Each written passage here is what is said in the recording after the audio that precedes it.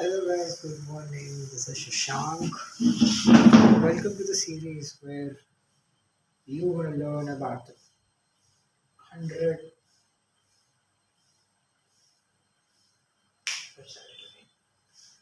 Hi, my name is Shashank. Welcome to the series where I am covering 100 chapters of a book called The Art of Thinking Cleverly, where it covers of the biases. So there is 100 chapters where I'm covering up each chapter in each video. So it's eventually going to take 100 videos, and I can also improve my discipline and my communication and the confidence in front of speaking camera. So today we are in the chapter 13th. 13th chapter. This is called the story bias. So basically, the story bias is nothing but people like stories. People like stories. In our India, we see gossips a lot, but what other families are doing, what other children are doing, everything. We want stories because our brain likes stories. We everyone has that experience. Gossip in everyone home. That's the primary thing. మంది ముచ్చట లేకపోతే మన తిండి అరగదు అన్నమాట.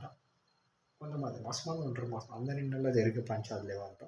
So basically if we see the evolution perspective, how this has been formed in our heads.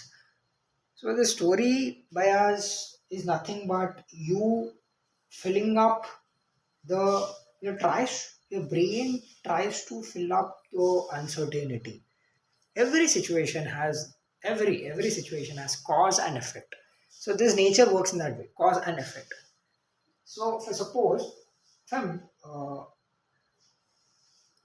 if I'm building, if I'm lifting weights, if I'm doing, suppose I'm lifting weights, doing progressive loads, my muscle will grow. So here, lifting weights is a cause, and getting muscles built up, that is effect. This simple thing. So I have given you the best example. This has come spontaneously. So you have to clap yourself for such kind of things. Sometimes creativity comes. Okay. So coming to the point. So if we see in an evolution perspective, we were as we are in. If you go back 1 lakh years ago, we used to stay in the forest, right? So if a person, there's a person. Now he has two situations. That he is walking. Suddenly he sees something behind the tree, that bushes are moving. Now he has two options. Either he can think that I don't know what is there behind it. What could it be? And the second thing is that there might be a tiger. If it comes out, I will be getting killed. So he believes that there is a tiger and he run. Maybe there is no tiger. Who knows? Maybe there could be a tiger. But but we don't know what it is. That's the actual reality. But the humans have survived because they have judged there that there was a tiger. Because of that, you survived as a man. And because of that, today the evolution has come till. You know. So in that way, a pattern has formed in our heads that for every cause and effect, in understand, if you really want to understand the cause, then you need to have a lot of patience and a lot of you know observation skills and a lot of things to go, analysis, measurements, everything comes to the play.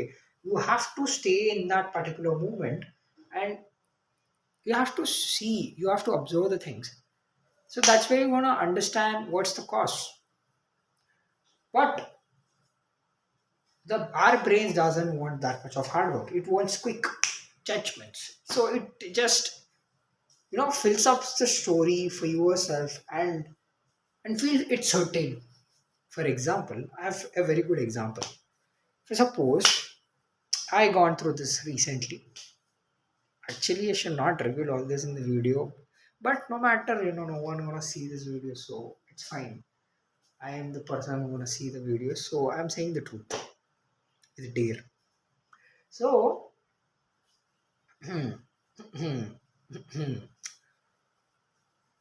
so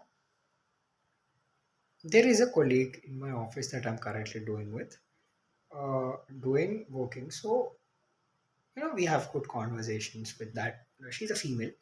Uh, that colleague is a female, so you know, uh, that the conversations were good. And maybe I used to think that overthink. It might be. I'm thinking overthinking, but uh, you know, uh, when I say we usually say, hey, just put the thing around in your parents. We will see discuss something else. So see what I'm trying to say is I have that fear to say hi to people. So whenever I say I say hi openly to the people, but sometimes people won't see you. That irritates me a lot. So from that instance, I face a lot of instances in that way. Most people ignore to me. That's what I say story to myself. Actually, there was something else.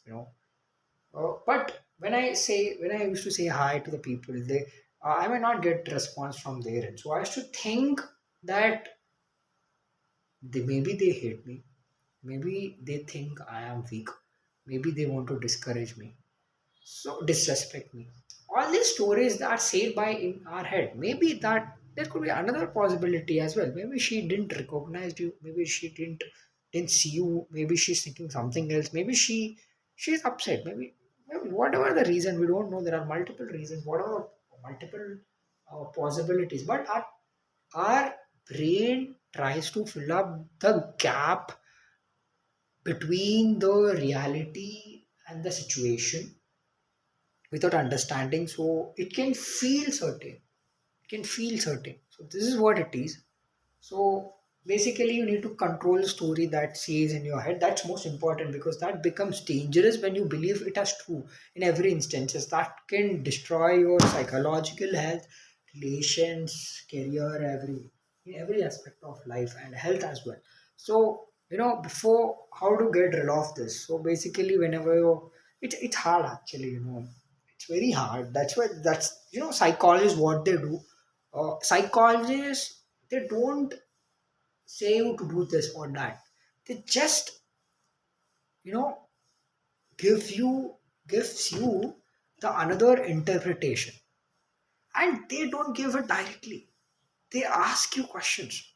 So by asking, they as they ask questions and keep on asking questions, your interpretation automatically changes, because you see multiple layers there. As you see the truth. Yeah, that's there are multiple possibilities in some situations, in every situation. So it's just the changing your interpretation on things, on the situations, can actually feel much more better. See, even I'm doing this personally in my life. It's difficult. You are having some interpretations about some things, and we feel that is true, but you know seeing those things layer by layer and understanding the ground, understanding the cause, is much more difficult. And in order to change the interpretation, it's not like that key. You just say something in your head repeatedly. No, it's like it's basically foolishness. Then you were trying to you know creating an opposite in your head, and you are just making things much more difficult. It's like you going against the wave. What I'm talking about is different. Changing interpretation is, it's a process. You go layer by layer, and you finally understand it. When you understand it, then you don't need to do any effort for that. It will be getting changed. The way you see the things will be getting changed. So that is called, basically, that is the solution for the story bias. It's basically change your interpretation, see things in different angles whenever you listen to a story. What are the facts, what are the evidences, and how true it is, and what are the opposite evidences that we have for this particular story. So see, when you go through this, it's painful actually. You need to put some effort in this to build a habit, but once you build it, you actually see something you learn something different, and you see something different things than others do. Uh, and if we summarize this, we covered a story bias chapter where basically our human brains wanted to fill up the story between the cause and effect by its own, because analyzing all those stuff need time, patience, but our brain does it quickly, so it can feel certain. But life is uncertainty, that's the truth. Anything can happen anytime, but our brain don't want to know that. It wants certainty. So that's what gives strengthens the story bias.